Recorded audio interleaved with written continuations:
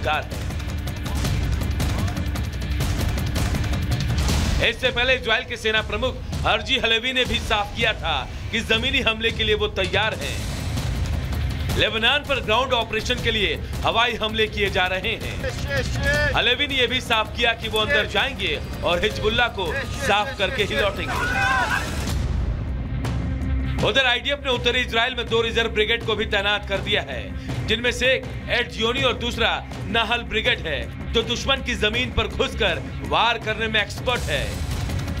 यानी साफ है कि आसमान और जमीन से वार कर नेतन्याहू हिजबुल्लाह का नाश करने को तैयार हैं। Bureau report, Republic Bharat.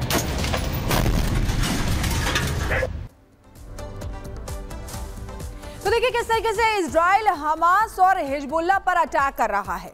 Hamas का खात्मा कर चुका है, हिजबुल्लाह उसके निशाने पर। इससे ईरान तिलमिलाया हुआ है। वो बार बार इजराइल को हमले की धमकी देता है। खामनेई नेतन्याहू को डराने और अंजाम भुगतने की नसीहत देते हैं, लेकिन इस बार इजरायली पीएम ने विश्व मंच से ईरान को खुली धमकी दे दी है।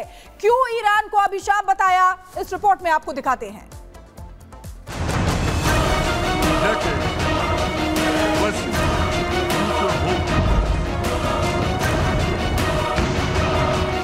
इस वक्त 2 फ्रंट पर जंग लड़ रहे इजराइल ने ईरान पर भी आंखें तरेरी है। हमास और हिजबुल्लाह के हित की बात करने वाले खामनेई को भी उसकी औकात बता दी है।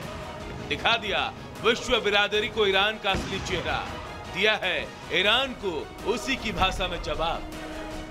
यूएनजीए के मंच से नेतन्याहू ने दुनिया को बताया कि गाजा और लेबनान के साथ उसकी जंग अन्याय और अत्याचार के खिलाफ है, शांति स्थापित करने और आतंकियों के खात्मे के लिए है।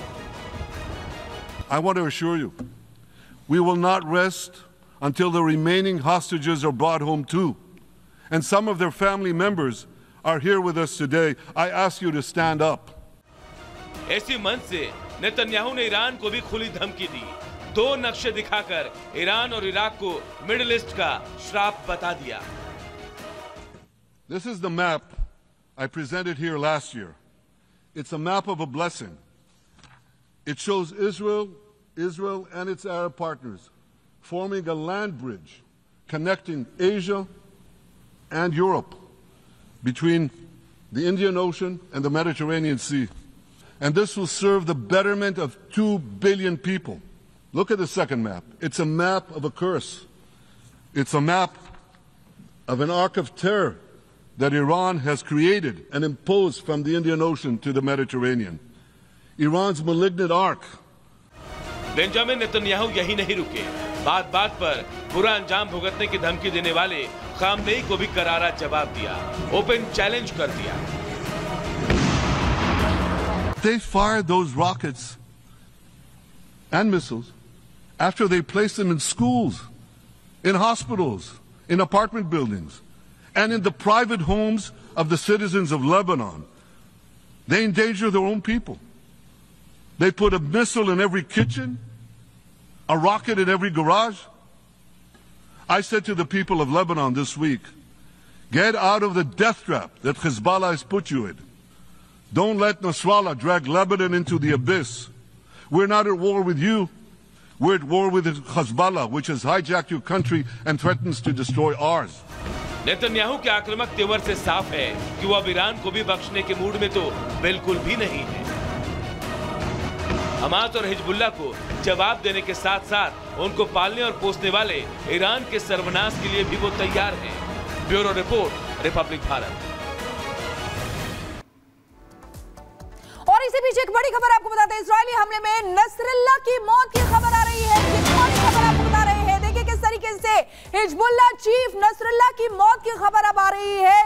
इजराइल ने सबसे भीषण हमला शुक्रवार की रात को किया था और जो खबर आ रही है वो आपको बता दें कि नसरल्लाह की मौत की खबर आ रही है। अब हम आपको दिखा भी रहे थे कि किस तरीके से नसरल्लाह की कमर तोड़ दी गई थी। बैक टू बैक जो हमले हैं वो इजराइल की तरफ से हो रहे थे और अब चीफ की बारी है। लेकिन अब जो बड़ी खबर सामने आ रही है कि नसरल्लाह की मौत हुई है, ये बड़ी खबर आपको बता रहे हैं। इजराइल जो ताबड़तोड़ अटैक कर रहा है, पहले गैजेट्स पे स्ट्राइक और अब ग्राउंड से ऑपरेशन की तैयारी इजराइल की तरफ से हो रही थी। तो देखिए हिजबुल्लाह का जो चीफ है नसरल्लाह, उसकी मौत की खबर है।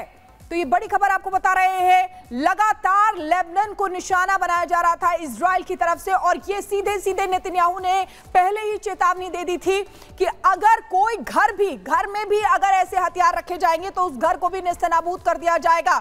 और एक बड़ा हमला इजराइल की तरफ से किया गया जिसमें नसरल्ला की मौत की जानकारी मिल रही है।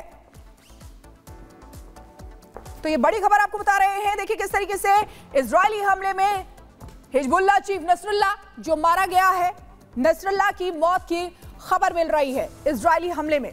ये जंग जो हिजबुल्लाह और इजराइल की है वो काफी पुरानी है, 2006 में भी इसी तरीके की खूनी जंग हुई थी और एक बार फिर से इजराइल ने हिजबुल्लाह को निशाना बनाया, हमास को नेस्तनाबूद कर दिया और अब हिजबुल्लाह को निशाना बनाते हुए हिजबुल्लाह का जो चीफ है नसरल्ला उसको ढेर कर दिया। तो ये बड़ी खबर आपको बता रहे हैं, जो हिजबुल्लाह चीफ है नसरल्ला वो मारा गया है। आगे बढ़ते हैं, 2 मिनट में भारत लेंगे।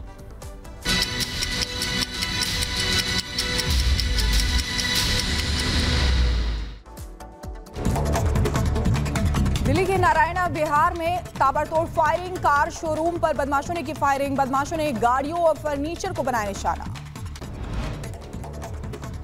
कार शोरूम के मालिक से रंगदारी वसूलने के लिए बदमाशों ने किया हमला, 10 राउंड से ज्यादा फायरिंग की। और आगे बढ़ते हैं, फायरिंग करने के बाद 3 शूटर मौके से फरार, बदमाशों ने शोरूम में एक पर्ची फेंक कर गए जिसमें भाव गैंग सिंस 2020 लिखा मिला। सीसीटीवी कैमरों से शूटर्स की पहचान की जा रही है।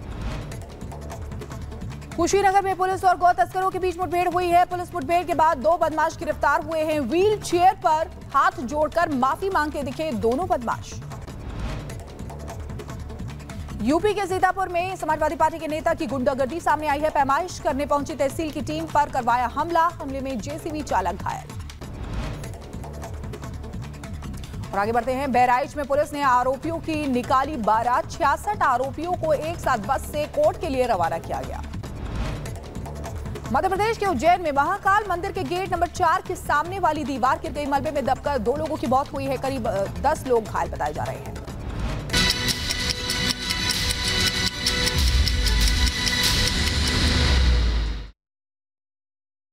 यहाँ रुकेंगे एक छोटे से ब्रेक के लिए, लेकिन जाग उठा भारत में खबरों का सिलसिला लगातार जारी है। बने रहिए रिपब्लिक भारत के साथ।